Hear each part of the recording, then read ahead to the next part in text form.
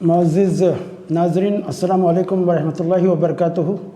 میں ڈاکٹر محمد سمیع الزماں حیدرآباد انڈیا سے۔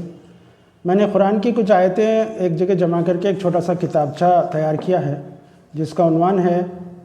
ایک اور زندگی، اور میں نے اس میں قرآن مجید کی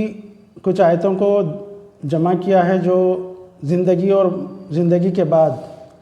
جو زندگی کے بعد ایک اور زندگی ہے، اس کے سلسلے میں کیا باتیں اللہ نے بتائی ہیں، ان کو کوٹ کرتے ہوئے کچھ باتیں لوگوں کو سمجھانے کی کوشش کی ہے۔ میں کسی ہاسپٹل میں کام کرتا تھا تو وہاں پر کرسچین لوگ آ کر مریضوں کو کچھ سمجھاتے تھے، ان کو کتابیں دیتے تھے، چھوٹے چھوٹے کتابچے جو جیب میں رکھ سکتے ہیں، اور ان کے لیے دعا کرتے تھے، تو وہ بہت زیادہ متاثر ہوتے تھے۔ تو میں اس سے انسپائر ہو کر میں نے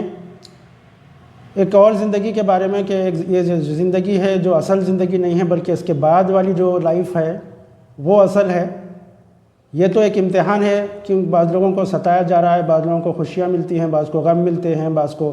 دولت ملتی ہے، بعض کو بھوک اور غربت افلاس ملتی ہے۔ یہ تمام چیزوں سے لوگ مایوس ہو جاتے ہیں، بعض بیمار ہوتے ہیں، بعض تندرست ہوتے ہیں۔ تو بعض لوگ جو بیمار ہیں وہ بالکل بھی مایوس ہو جاتے ہیں اور سمجھتے ہیں کہ ہمارے ساتھ ناانصافی ہوئی ہے۔ تو ان تمام چیزوں کو بتانے کے لیے قرآن یہ کہتا ہے کہ یہ امتحان ہے، زندگی کا ایک ایگزامینیشن ہال ہے یہ دنیا، جس میں انسانوں کو رکھا گیا ہے، اور ہر طرح سے ہر آدمی کو ایک ہی سوال نہیں دیا جاتا۔ جیسے کوسچن پیپر KG والے کا الگ رہتا ہے، SSC والے کا الگ رہتا ہے، گریجویشن کا الگ رہتا ہے، پوسٹ گریجویشن کا الگ رہتا ہے، اسی طرح ہر انسان کے لیول کے لحاظ سے، اس کی کیپیبلٹی کے لحاظ سے، اس کے صبر اور اس کی صلاحیتوں کے لحاظ سے ہر ایک کے لیے ایک امتحان رکھا گیا۔ تو یہ جو زندگی ہے یہ اصل زندگی ہے، بتانے کے لیے ہم کو اپنے غیر مسلم دوستوں کو بھی یہ پیغام پہنچانا ہے، کیونکہ پیغمبروں کا سلسلہ ختم ہو گیا۔ اب یہ کندھوں پر ہماری ذمہ داری ہے کہ ہم ان تک یہ بات پہنچائیں، اور خود مسلمان نوجوانوں کے سامنے بھی، مسلمانوں کے سامنے بھی یہ بات تازہ کی جائے کہ ہم اس زندگی میں ایک امتحان سے گزر رہے ہیں اور ہم کو ایک اور زندگی کے لیے تیاری کرنا ہے۔ تو میرا یہ تقریباً 5واں یا 6واں میرا ویڈیو ہے، آپ پچھلے ویڈیو بھی دیکھ سکتے ہیں یوٹیوب پر بھی اور فیس بک پر بھی اور دیگر میڈیاز میں بھی۔ تو یہ جو میرا آج کا جو چیپٹر ہے، جو میں نے لیٹرز کے انداز میں لکھا ہے کہ میرے پیارے بھائی، میری پیاری بہن، ہر ایک کو انڈیویجولی میں نے ایڈریس کر کے لیٹرز کے انداز میں لکھا ہے، خط کے انداز میں۔ اور یہ آج کا جو لیٹر ہے اس کا جو ٹاپک ہے، ہماری زندگی ایک مختصر امتحان ہے۔ قرآن کی آیتوں کو کوٹ کرتے ہوئے میں نے اپنی باتوں کو سے لوگوں کو سمجھانے کی کوشش کی ہے۔ وہ اس طرح ہے کہ میرے پیارے بھائی، میری پیاری بہن، اگر آپ اور ہم اس دنیا کی زندگی ہی کو سب کچھ سمجھ لیں اور یہاں ہر جائز اور ناجائز طریقے سے دنیا سمیٹ لینے ہی کو کامیابی سمجھیں تو ہمارا طرز عمل الگ ہوگا، اور اگر اس کو ایک مختصر امتحان سمجھیں تو ہمارا رویہ بالکل الگ ہوگا۔ خدا کے سارے پیغمبر اور اس کی آخری کتاب قرآن مجید ہمیں پکار کر کہتی ہے کہ دیکھو، یہ دنیا ایک مختصر امتحان ہے، اور اسی کی بنیاد پر آنے والی ابدی زندگی، ایٹرنل لائف کی کامیابی اور ناکامی کا انحصار ہے۔ اس حقیقت کو جانے بغیر ہم زندگی گزاریں گے تو یہ بغاوت کی یا کم از کم غفلت کی زندگی ہوگی، اور اچانک موت آ کر ہمیں اپنے انجام سے دوچار کر دے گی۔ یعنی کہ ہم کب مر جائیں گے، کب خدا کے پاس چلے جائیں گے، کب ہماری جان اور روح نکل کر خدا کے پاس چلی جائے گی اور ہم بالکل بے جان لاش بن جائیں گے، کوئی نہیں بتا سکتا۔ اس لیے ہم کو ہمیشہ اس بات کو اپنے سامنے مستحضر بلکہ تازہ رکھنے کی ضرورت ہے کہ ہم یہ امتحان سے گزر رہے ہیں، اور مرنے کے بعد ایک زندگی ہے جو اصل کامیابی کی زندگی ہے۔ دیکھیے ہمارا خالق اپنی کتاب میں ہمیں کس طرح خبردار کرتا ہے۔ یعنی قرآن مجید کی کچھ آیتوں کو میں نے کوٹ کیا ہے کہ اللہ تعالیٰ ہم کو اس دنیا کے پیدا کرنے والے خدا نے انسان کو کیسے سمجھایا ہے۔ ایک ہے سورہ یونس، یعنی چیپٹر یونس کا ٹاپک، اس کا جو عنوان ہے یونس، اور اس کا جو ورس ہے 23 سے 24 تک۔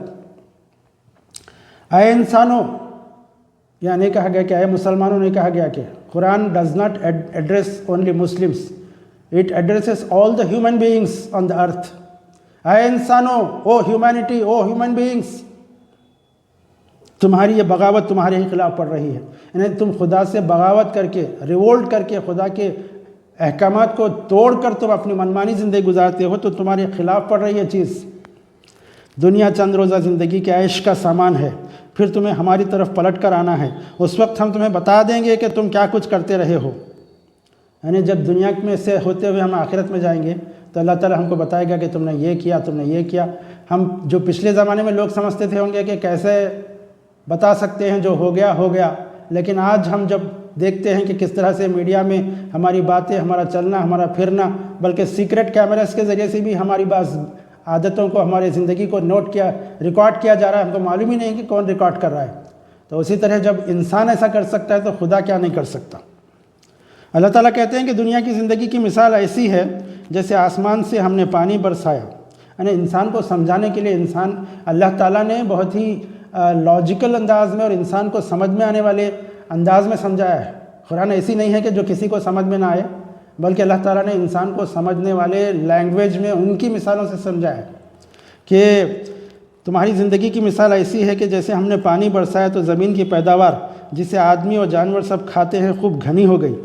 پھر عین اس وقت جب کہ زمین اپنی بہار پر تھی اور کھیتیاں بنی سنوری کھڑی تھیں اور ان کے مالک سمجھ رہے تھے کہ اب ہم ان سے فائدہ اٹھانے پر قادر ہیں، یکایک رات کو یا دن کو ہمارا حکم آ گیا اور ہم نے اسے ایسا غارت کر کے رکھ دیا کہ گویا کل کچھ وہاں تھا ہی نہیں۔ اس طرح ہم نشانیاں کھول کھول کر پیش کرتے ہیں ان لوگوں کے لیے جو سوچنے سمجھنے والے۔ یعنی مثال دی اللہ تعالیٰ نے کہ اگر فرض کیجئے کہ کوئی کھیت ہے، فیلڈ ہے، جس میں کسان نے کھیتی لگائی ہے، جب وہ بڑی ہو گئی، اس کے پھل آ گئے اور بہت ہی بالکل وہ سمجھ رہا تھا کہ اب میں اس پر ابھی میں اس کو استعمال کر سکتا ہوں، خدا کوئی نہیں ہے، میں اس کا مالک ہوں، جب سمجھتا ہے۔ خدا نہ خواستہ اگر کسی کی کھیتی پوری راتوں میں جل جائے اور صبح اٹھ کر آ کر دیکھے تو ایسا ہو کہ وہاں پر کچھ بھی نہیں۔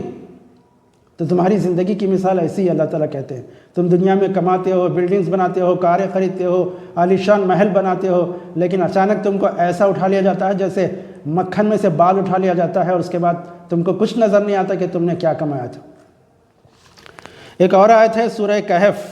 اور ورسز ہیں، آیتیں ہیں 7 اور 8۔ اس کا ترجمہ اس طرح ہے کہ واقعہ یہ ہے کہ جو کچھ سر و سامان بھی زمین پر ہے، اس کو ہم نے زمین کی زینت بنایا ہے تاکہ ان لوگوں کو آزمائیں کہ ان میں کون بہتر عمل کرنے والا ہے۔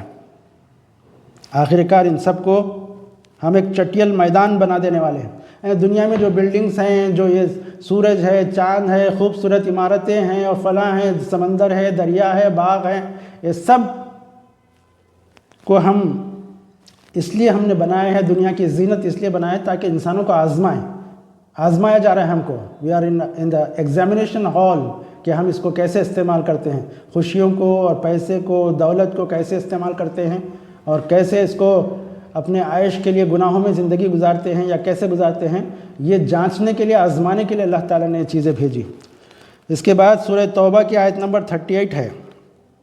کیا تم نے آخرت یعنی مرنے کے بعد والی زندگی کے مقابلے میں دنیا کی زندگی کو پسند کر لیا؟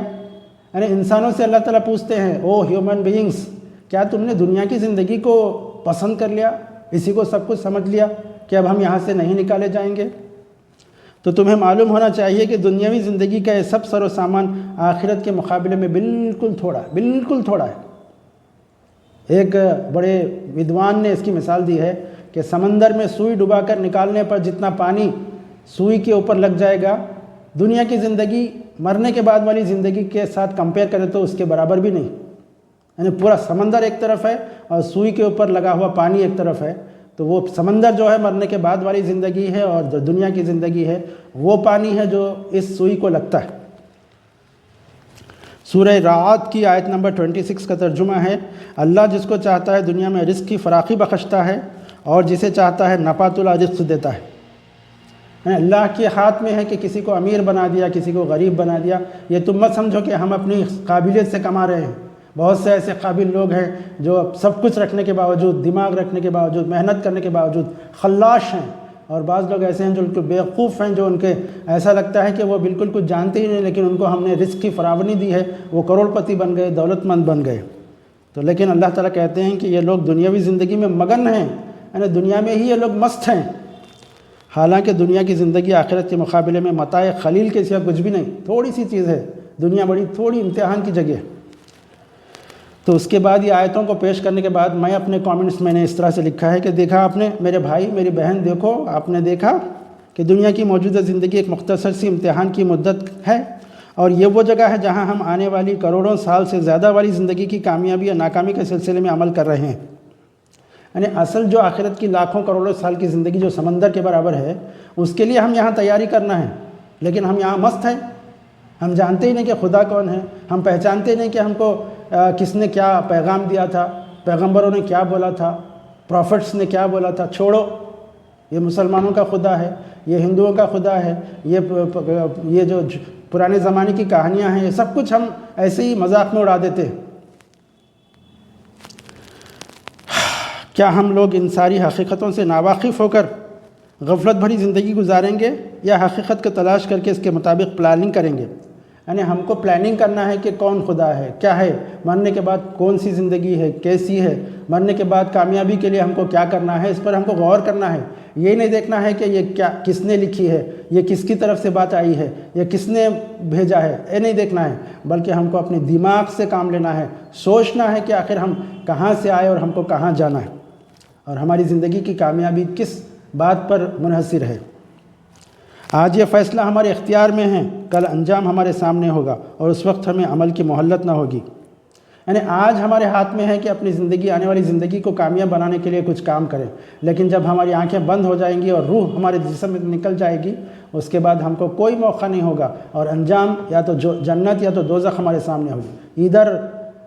پیراڈائز اور ہیل، اس میں سے دو میں سے ہم کو پھینکا جائے گا، اور ہم کو اس وقت کوئی پاور نہیں ہوگا کہ ہم اس سے جہنم سے بچ سکے اور جنت میں جا سکے۔ آج ہمارے ہاتھ میں ہے اور ہم کوشش کر سکتے ہیں۔ سوچئے، تھوڑی دیر کے لیے غور کیجئے، سوچئے۔ یہ کہتے ہوئے میں نے اپنی بات کو ختم کی ہے، اور میں ابھی بھی آپ سے کہتا ہوں کہ میرے بھائیوں، مسلمان بھائیوں، دوستوں اور غیر مسلم دوستوں، بھائیوں،